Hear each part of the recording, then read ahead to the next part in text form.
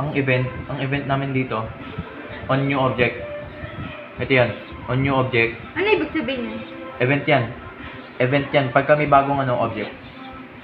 Ngayon, ano ibig sabihin nun? Pagka dito sa on new event, open mo kasi, wala na. Yan. On new event, yung pinangalan ko on new customer account para hindi ako malito. Ang object type, account. Para dun, yung papakinggan niya, dun sa kabila. Di ba kasi gumagawa kami ng account dun?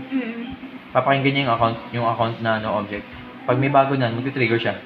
Tapos ito namang since ano yan, yung date na ang makukuha niyang data, after nung date na yan.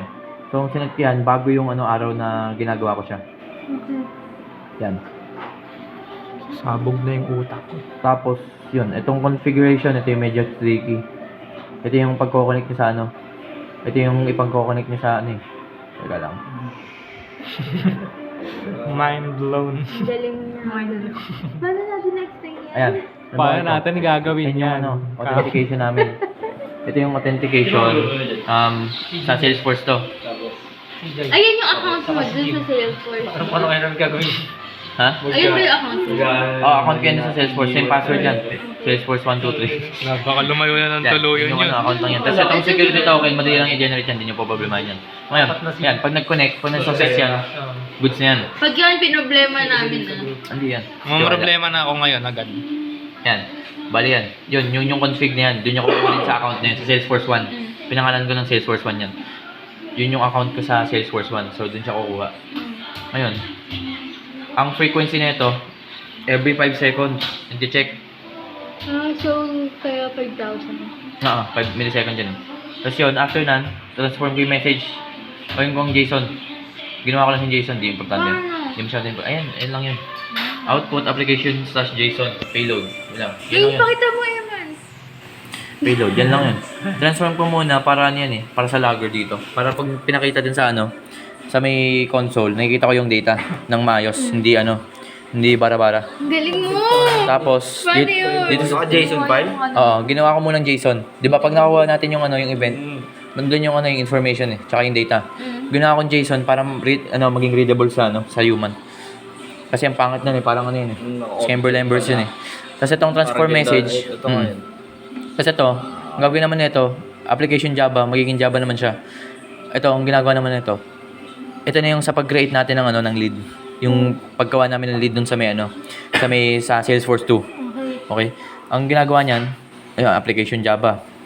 Ang first name medyo complicated, sakto lang naman. Pero ano yan, kaya naging split by yan, tsaka kaya ganyan yung data nun. Kasi ang field ng account dun sa sa Salesforce 1, isahan lang.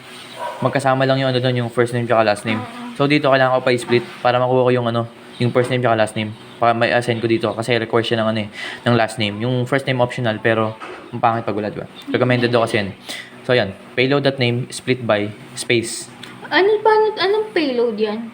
Payload yun yung data. Okay. Quote-unquote data dito sa MuleSoft. Galing. Tapos yan, last name, yun naman.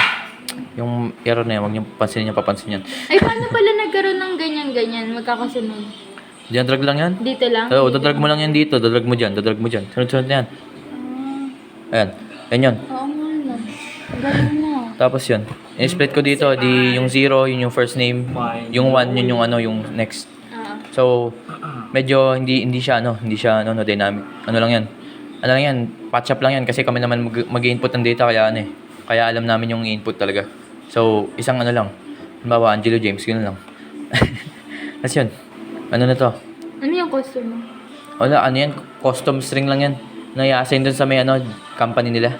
Kasi wala kaming company. Default value lang yan. Default value lang namin para hindi na kami mag-ano. So, payload description, yun lang yun. Ganun. Yung title. Yung title, yun yung kasi yung title, job title talaga yan. Kaso ang ginawa lang namin, kasi yung based on instruction ni sir, ang ginawa na lang namin, din yung product namin, kung anong product yung tinitignan niya para ma-advertise namin. Yan. E di after nan, ito na, magka-create na siya. Ano to? Create ulit yan. Create. Paano nagkaroon ng ganito na sandi? Ito, huwag mo pasinin ito, commented yan. Ako. Commented yan. Yung create na to, dito din yan. Salesforce yan. Salesforce create. Ayan, ito yan. Ayan yan. Pag nag-create ka dyan, same niyang connected configuration niyan. Salesforce 2 naman yan. So, papakita ko lang yung ano nan. Ayan yung Iba yung sa account isang na to. account. Sa 2 to, sa 2. Sa leads. Oo. Ito yung Salesforce 2. So, dyan kasi gagawin yung account kaya siyempre dyan dapat. Ang galing, paano yan? Ayan, tapos papasa ko lang yung payload, yun. Yun yun. Tapos logger ano lang to. Para magana lang to. Para mag-message na sa dulo pagka account created successfully. Okay. Tapos? Yun yun. Yun yung automation. Gusto mo ba sample? Sige. Go. Wait lang, pa-video na mayo. Ano natin yung project? Ay, sorry. May explain tito yan. Ayan, dapat yan na makita. Ano yan? Niyaran ko lang. Wait lang. Kami, kunyari gumawa kami ng CRM, okay lang kahit hindi leads yung Oo, magawa. kahit ano yun. Kahit ano, maraming Meron, fields doon. Maraming fields doon. Ah, okay. Maraming pipili lang. Oo. Kayo na bahala doon. Basta ano. Wala, kinakabahan Basta kaya niyo ako. muna. Hindi ko kaya. 10%. 10% mo yan, ano? Yun Eh, man, ikaw na lang. Dari kayo ko sir, pag tinanong ko yun, hindi ko alam. Basta mag-explain Explain ko sa inyo na. Hala! Matindi na yung concept na. Bakit? Kasi gawa naman na eh. Pwede lang natin. Talagang magpapaano. O yun yung ano eh. Okay naman daw si Sir ko face to face. Walang palat naman si sir. Baka gawin ko na lang yung talong. Agawin ko na lang siyempre. Ganun yun, ah? Sir, kagroup ko naman yan eh. Siyempre, sir. Paano mo nalaman pag okay Yes, pala ma'am. yung gawa mo dito? Pagka ganun, debug ka muna. Ito, run mo muna sa debug. Meron dyan. Ito, sinot ko lang yan as ano lang. Orange juice. Tapos yan, dito. Punta muna tayo sa leads. Yan. Oh my God. Ito na tayo sa Salesforce 1. Nandito sa Salesforce 1 Salesforce 1, hey. New. New tayo ha. Bali, dyan ka mag-i-insert na sa Oo. Salesforce. Halimbawa, Patay ko na naman. Timothy Knowles. Yan. Well, Palaro nga. Tapos product, bigay ko sa akin sample. Oops. Cellphone. Hindi sa kasapit, ang abo ko naman. Ano gamit mo? Ito yung Vexan. description kasi namin, yan yung product namin. Yan yung- Ayaw naman mag-focus eh. Ano lang ito lang. Hindi talaga yun yung para din yan. Ano lang yan, para ma-satisfy lang yung condition ni sir. Kasi okay lang naman naman. Pag sinip yan, sisave ko niyan. Yan, successful na yan. After na, Paano Andito na, ito na. yung data? Dito na yan. Ayun o. Ito na yung data nakuha niya agad. Timothy Knowles. Nakita mo yung name. Jason yan, kaya nababasa natin. Ngayon, await natin dito. Pag dinadiretso natin yan, account on Salesforce to created successfully. Wait, paano Ngayon. mo din saan ka nag-code? Paano Wait. Na-explain ko pa. Okay. Ngayon, di ba, wala to dito, wala si Timothy Knowles. Pagka refresh ko to, dapat nandito siya. Kasi nag-successful siya. Bali, doon ka lang mag-add sa Salesforce 1. Oo. Kasi doon ka magmamanage eh, di ba?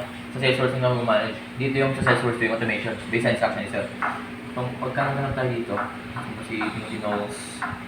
Ayun. Ayun na, Makita mo? Sa dulo. Yan, Timothy Knowles, hindi siya cellphone. Ayan, pag pumunta naman tayo sa campaigns. Pumunta tayo sa campaigns. Ito pa rin naman paano ko i-explain na. Cellphone. Tayo sa campaign namin. Kung saan niya talaga nilalagay. Nilalagay yan. Ngayon, Patong sa ulo mo. Member. Hindi, parang 1v1 lang. Bilangan pa yung campaign. Ayan, dito na siya, automatically. Wala akong ginalaw doon, di ba? Ang ginawa ko lang, nag-add ko ng account. Dito sa Salesforce 1, kasi na bahala. Ayun o, ayan. Uy, kailangan Uy, pa yung patay ka na naman. campaign. Ha? Kailangan pa yun. Ata. Kailangan natin yung campaign. Sabi. Kasi nakalagay niya sa instruction, di ba, ng campaign, marketing. Kaya bahala kung anong marketing ano yan. Marketing automation na bahala. Pwedeng opportunity ko yun. Di ko Di ba tingin ko paano mo kinuha yung data nung sa Salesforce? Paano mo naman? Dito, di ba may kinag-code ka? Wala na code dyan. Tama. Dito, ikaw, di ba ikaw naglalagay ng mga code dito? Yan, ikaw connect ng Salesforce 1 tapos. Ito yung makikinig sa data. Siya na bahala kumuha na. Sa transfer message, gagawin ko lang siyang gagawin ko lang siyang JSON para mag-print siya ng maayos yung sa baba. Yan, pag nag-print siya ng maayos, ilagay natin kung may mga kung may mga anomaly. Ay, para saan talaga? Logger, naglalag lang siya din sa console. Sa JavaScript, console.log. Sana all. Ayan. Logger lang siya. Dalag lang yung mga payload na transform natin. Tapos, para ma-verify din natin para makita natin yung sa mail. Ayan, transfer message. Ito na yung ito na yung ilalagay ng mismo doon. Iba-iba to. Iba-iba yung depende to sa fields ng nyo. What the heck? Yung yun. Diba? Depende sa fields yung pinili nyo. Halimbawa, iba yung sa inyo. Yun. Yun. Hindi iba, mag-iiba yung yung pipilat, yung data. Mag-iiba din yung pangalan nun. Isa, dito, create. Yun. Papasa mo yung payload ulit. Payload lang ng payload yan. Hindi naman yan. Tapos logger. Ang Wait, okay. success. Ganun din yan. Payload lang. Pinasa ko yung payload. Doon ko nag-add ng account, di ba nag-add ko pa isang account? Sir. Hindi ba? Isang account lang nilagay mo nila. Hindi. Ito, Salesforce 1 nakalagay dito. Connector configuration, Salesforce 1. Tapos dito sa na to, sa create, Salesforce 2 na to. Ito na yung account number ko namin. Paano ka nag-insert mo? Ha? Saan yung insert na account ko? Ito. Kaya Payload lang. payload Yung lang? Salesforce Ito na Di kasi ba ito eh. naglagay ka Ito pa na kasi to. password? Ito na kasi yun. Ito na kasi yung payload mo. Ito na. Diba? Ito yung payload mo. Ito yung payload mo. Ginawa mong Java. Ito yan. Ngayon, ipapasa niyo ngayon yung payload niya. Doon sa create. Hindi mo na kailangan mag-code kasi may create na eh. So, hindi ka na naglagay ng password ng Salesforce ko na account doon? Ito eh. Ito Salesforce 2 ah. Ito. Ano mo? Okay. Ayun na. Iba yung account. Parehas lang ako pero. Ano yung Salesforce 2? Yan yung Yun yung automation. Yun yung automation yung Yun yung marketing automation. Yung may campaign. Tapos yung sa Salesforce 1, CRM lang natin yan. Yung tayo lang. Magmamanage yung tayo ng account data doon. Diba? Nagkala. sa SM2 automation lang. Pero Oo. naman, Automation lang. Naka-download na ako. Ito lang din ako. And then ito yung pang-integrate mo. Parang hindi na ako oh pala. my God. Ito yung pang-integrate. Itong Usopp. Ito yung integration platform. Ito yung Usopp, di ba? Good. Isa pang content, importante dito yung process na. Hindi ko na. Ginugol ko lang yung Kinonvert mo lang. Kinonvert mo lang yung mga ginawa mo dyan. Ha? Hindi mo na ginawa. Ha? I mean, di ba nang kinonvert mo na lang? Gano'n, or... Sa yung motor ba yan? Ha? Sa yung motor ba yung nasa ano? Oo. May yata, makarang. Ay, wait. Ba't malang? Alam na. Nakamotor ka? Oo. No, kasama ng bahay mo. Nakamotor ka pa. Siyempre, para sa yung motor doon sa bahay ko, nakapark lang.